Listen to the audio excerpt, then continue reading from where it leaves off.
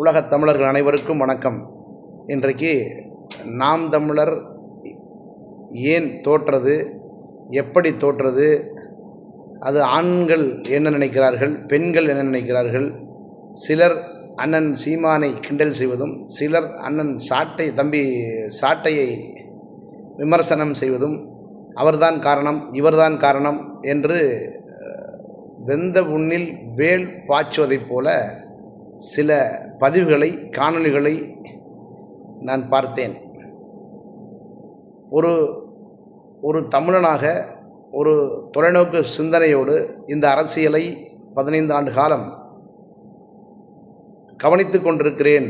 ஐயா கருணாநிதி காலம் தொட்டு, ஜெயலலிதா காலம் தொட்டு இன்று வரை கவனிக்கிறேன் என்கின்ற ஒரு சாமானியனாக நான் எனது பார்வையை உங்களுக்காக சொல்கிறேன்.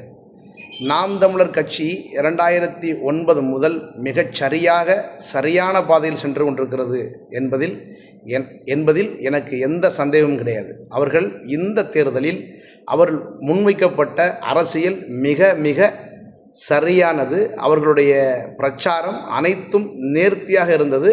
கடும் உழைப்பு. அவர்கள் மட்டுமே யதார்த்த அரசியலை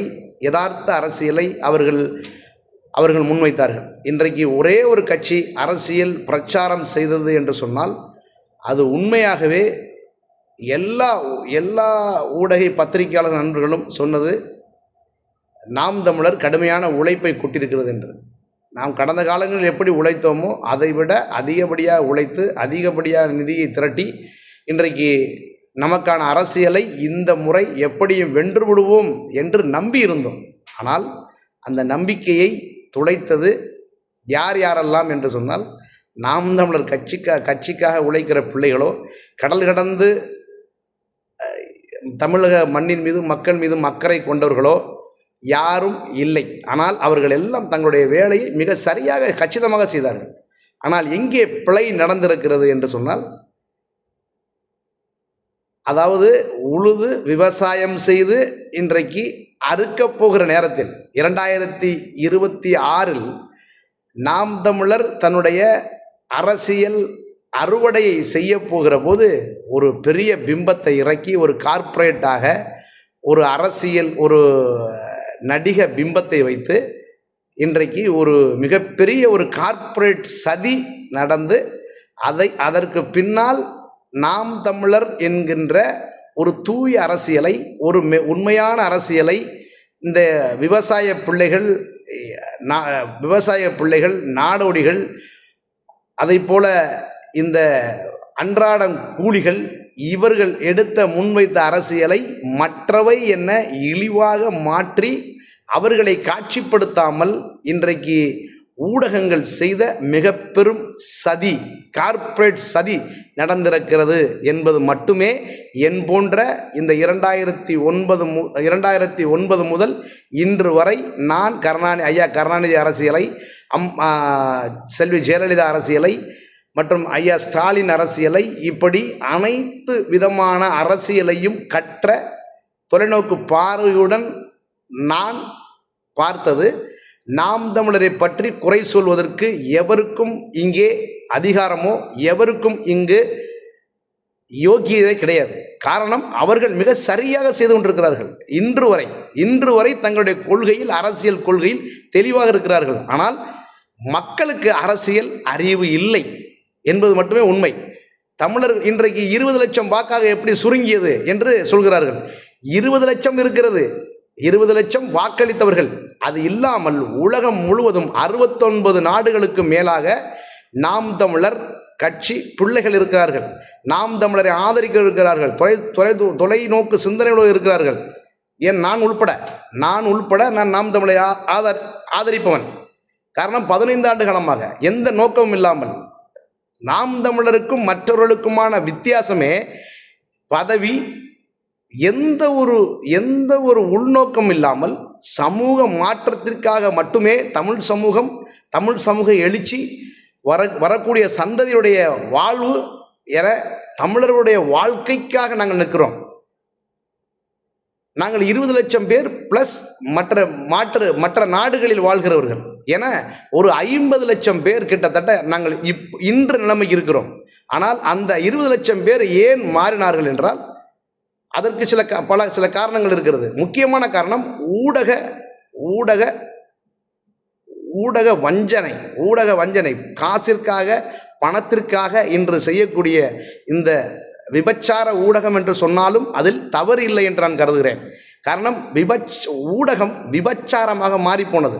அரசியல் இப்படி மாறிப்போனதோ அதை போல ஊடகங்கள் சரியாக இருந்தால், ஒரே ஒரு ஊடகம் இன்றைக்கு அண்ணன் சீமான் பக்கம் நின்றிருந்தால் இன்று 26 அல்ல 21 அவர் முதல்வராயிருப்பார். இதேது அண்ணன் சீமான் அவர்கள் இன்றைக்கு நாம் தமிழர் கட்சி இப்படி ஒரு கட்டமைப்பை உருவாக்கி இப்படி ஒரு கொள்கையோடு இன்றைக்கு செயல்படுவதைப் போல இதேது ஆந்திராவிலோ கர்நாடகாவிலோ அருகில் இருக்கிற கேரளாவிலோ இருந்திருந்தால் நிச்சயமாக என்றோ ஆட்சியை பிடித்திருப்பார். காரணம், அவருக்கு ஊடகம் வெளிச்சம் இருந்திருக்கும், அது மக்களை சென்றிருக்கும். மக்களை இன்னும் செல்லாத காரணம் இந்த தேர்தலில் தான் அண்ணன் சீமானுடைய கருத்துக்கள் ஒரு 75% சென்றிருக்கிறது.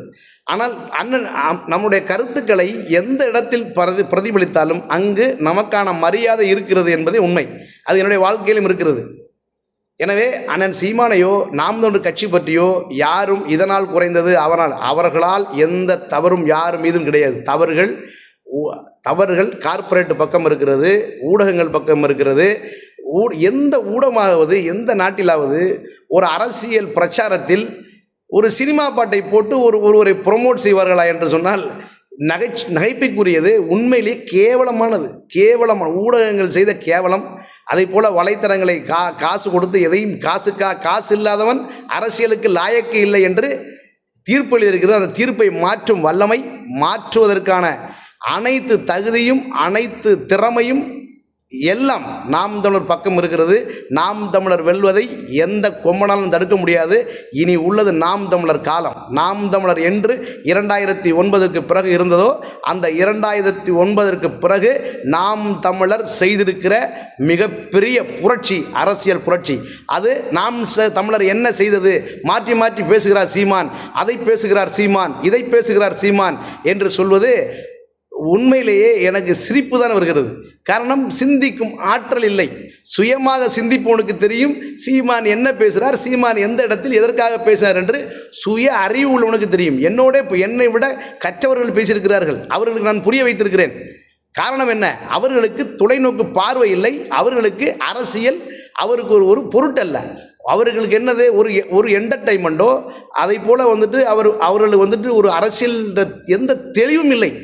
அதனால் அண்ணன் சீமான் அவர்கள் பேசுவது இப்படி பேசுகிறார், இப்படி பேசுவது அப்படி பேசுவது எல்லாம் அதில் அர்த்தம் இருக்கிறது, அது உண்மை இருக்கிறது, நேர்மை இருக்கிறது, மிக சரியானது. அது உங்களுக்கு சிந்திக்கிற அறிவு இல்லை, அரசியல் அறிவு இல்லை. அதற்காக எப்படி நீங்கள் மற்றவர்களை குறை சொல்ல முடியும்? அண்ணன் சீமானையோ நாம் தமிழர் கட்சி பற்றியோ குறை சொல்லி பயனில்லை. ஆனால் இழப்பு மக்களுக்கு, தமிழர் மக்களுக்கும் மண்ணுக்கும் என்பதில் எந்த மாற்று கருத்தும் இல்லை. இதே போல அண்ணன் வைகோவை தோற்கடித்தார்கள், அண்ணன் வைகோவை ஏளனம் செய்தார்கள்.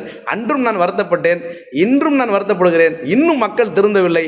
நல்ல வேளை அண்ணன் சீமான் வந்த பிறகு நாங்கள்லாம் நினைத்தோம் தமிழ் இனம் எழுந்து கொண்டிருக்கிறது, தமிழ் இனம் எழுகிறது என்று நினைத்து கொண்டிருக்கிறோம். ஆனால் தமிழ் இனம் பகுதிக்கு மேலாக படுத்து கொண்டிருக்கிறது. சினிமா போதையில் மத போதையிலும் சினிமா போதையிலும் படுத்து கொண்டிருக்கிறது. ஆனால் இது ஒரு சமூகத்திற்கு நல்லதல்ல.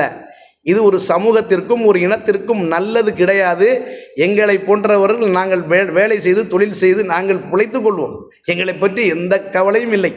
நாங்கள் எப்படியாவது பிழைத்துக் கொள்வோம். நாங்கள் நினைப்பது எங்களுக்கு கீழ் இருக்கிற எங்கள் காலங்களில் நாங்கள் கடந்து வந்து விட்டோம், மேல் வந்து விட்டோம். ஆனால் எங்கள் காலங்களில் இப்போதும் கிடக்கிற 5க்கும் 10க்கும் 500க்கும் 1000த்திற்கும் கையேந்துகிற ஏழ்ம நிலையில் வைத்திருப்பதுதான் இவருடைய நோக்கம். இந்த கேவலமான அரசியல், 60 ஆண்டு கால திராவிட அரசியல், அதே திராவிட அரசியலை சற்றும் குறைவில்லாமல் முன்னெடுத்து இன்று திராவிடமும் தமிழ் தேசியமும் ஒன்று என்கின்ற மிக மிக கேவலமான அறிவற்றத்தனமான ஒரு மாயையை உருவாக்கி கார்ப்பரேட் மூலம் இன்றைக்கு பணங்களை கோடிகளை கொட்டி இன்றைக்கு யூடியூப்பிலும் இது போன்ற சமூக வலைத்தளங்களை வைத்து இன்றைக்கு ஒரு சமூக ஊடகங்களை வைத்து ஒரு பொதுத்தள ஊடகங்களை வைத்து இன்றைக்கு விஜய் வென்றிருக்கிறார். அவருக்கு வாழ்த்துக்கள். நிச்சயமாக அண்ணன் சீமானை பற்றி காப்பி அடிக்கலாம். ஆனால் ஒன்றை மட்டும் சொல்லி முடிக்கிறேன். அண்ணன் சீமானை பற்றி பார்த்து காப்பி அடித்து வென்று இருக்கலாம். ஆனால் அண்ணன் சீமானை போல ஆட்சி நடத்த முடியுது. காரணம், அவன் சுயமாய் சிந்திப்பவன். அவன் பின்னால் இருக்கும் எங்களை போன்றவர்களும் நாங்கள் சுயமாய் சிந்திப்பவர்கள், சுயமாய் சிந்திக்கும் ஆற்றலுள்ளவர்கள். நீங்கள் சீமானிடம் கேட்கக்கூடிய கேள்விகளை என்னோடு கேட்டால் அதே அவர் என்ன நினைக்கிறார் அதன் பதிலை நான் மட்டுமல்ல ஒவ்வொருத்தனும் கொடுப்பான். காரணம், ஒவ்வொருத்தனும் புரட்சியாளன், ஒவ்வொருவனும் சிந்தனை உள்ள ஆக சிறந்த சிந்தனையாளர்கள் என்பதை உங்களுக்கு நான் நினைவூட்டுக் கொள்கிறேன். ஆனால் ஆட்சி சீமானை போல ஒருபோதும் எவராலும் கொடுக்க முடியாது. அப்படி கொடுத்தாலும் அது